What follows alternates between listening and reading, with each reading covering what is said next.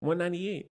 Let's get to the Garfield movie, the new one, which is a 2024 film, just to clarify. It is directed by Mark Dindal, who also directed The Emperor's New Groove and Chicken Little as well. It stars Chris Pratt as Garfield, Samuel L. Jackson, Hannah Waddingham, Ving Rhames, Nicholas Hoult, Cecily Strong, Harvey Gullin. Pretty decent cast. And the synopsis is: after Garfield's unexpected reunion with his long-lost father, Ragged Alley Cat Vic, he and his canine friend Odie are forced from their perfectly pampered lives to join Vic on a risky heist. I think remember when this one was announced, didn't really take any interest at all because I just don't care that much about Garfield, as I've already discussed in detail. But more than anything, and I don't mean to repeat myself for anyone who listens to the show a lot or has maybe listened to certain reviews where I've talked about this, I don't want to do that, but sorry, it has to be said. The biggest detractor of this movie, and I hate to say it, it is Chris Pratt.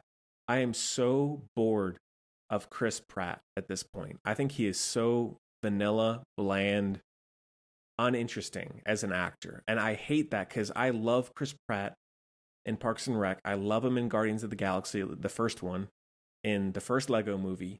I think he has such good edge and comedy and even decent drama when he actually cares.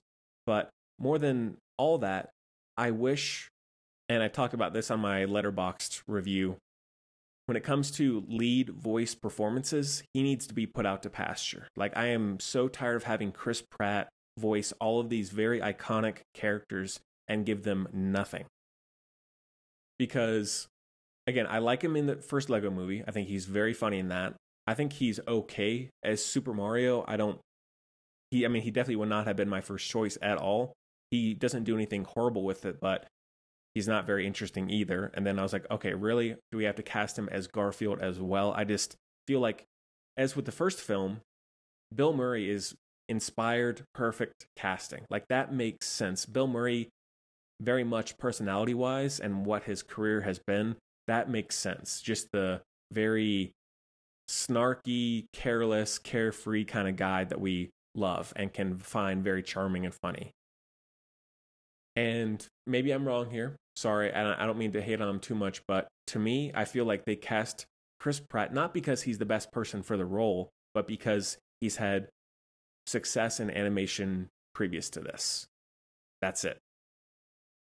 He has sure, he has comedy credits, plenty of comedy credits, but I don't see him at all as Garfield. And what he brings, the writing is not very good either, so I don't totally blame him, but there are so many other people who can voice these characters who would do a much, much better job. Like, he might as well have just been Super Mario in this movie again, because there's really no variety at all.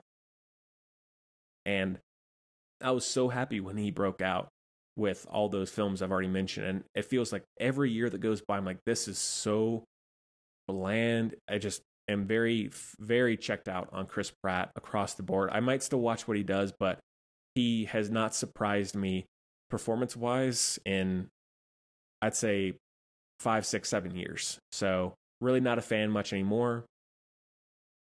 But really, that's not even the huge overarching issue with this movie. Is like, there are these movies now, or more so now, where they're largely oriented for kids, which is fine.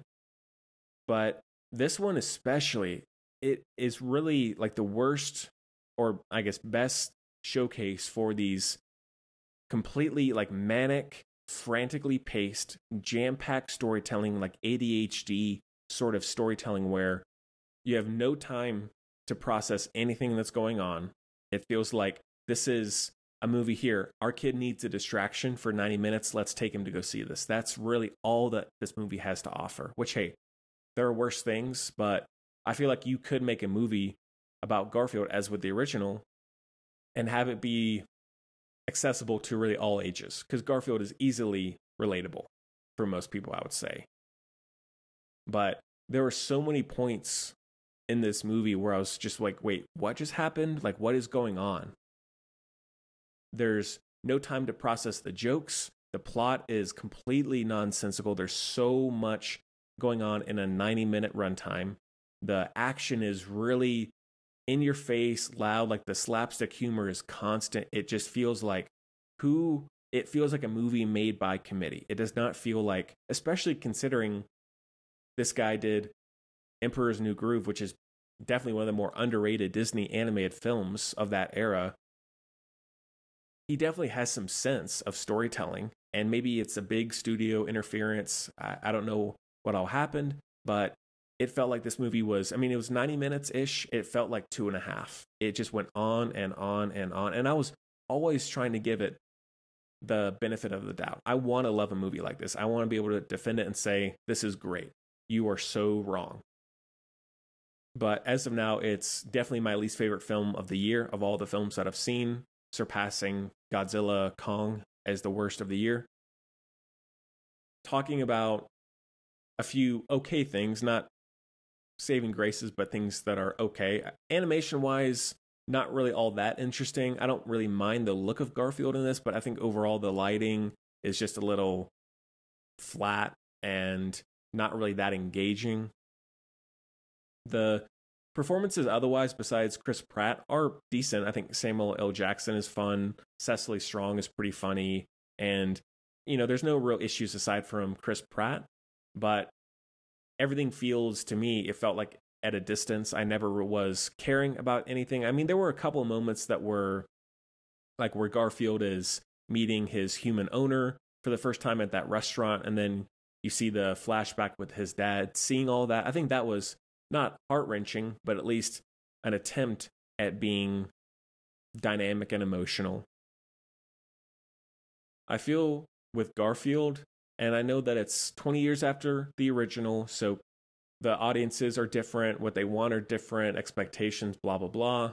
But when it comes to a character like Garfield, which is what the first one did decently well, is capture the very lazy style of that character and what he really wants. Like having this super long, epic journey for this character and rescuing these other animals, it just feels so out of place for what this character is originally, and completely strips away all of those charms and identifiable traits that make him what he is and make him as beloved, at least in one way or the other, as he is.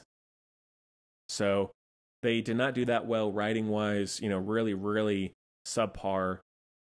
And it's never going to be the next Toy Story. It's never going to be the next Despicable Me or Zootopia or anything like that. I just feel like they need to put this series away and maybe just keep it as a animated kids show, but as a feature film, no way.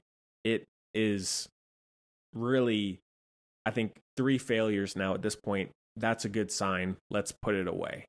Let's try something else that people nowadays are actually reading and watching and having any sort of sense of, especially with kids. Because if you put Garfield on, or you said, hey, let's watch a Garfield movie, no kid nowadays, I barely even knew it when I was a kid. Like, no kid now is going to be like, oh, I love Garfield. Maybe I'm wrong there. I don't have a kid of my own, but that would be my guess 99% of the time. And it's only because it's a funny cat. That's the only draw. He's a goofy cat. So, yeah, not a big disappointment. I was expecting it to be a turd, but it was bad. Really bad. I would avoid it like the plague. That one is a light 1.5 out of 5.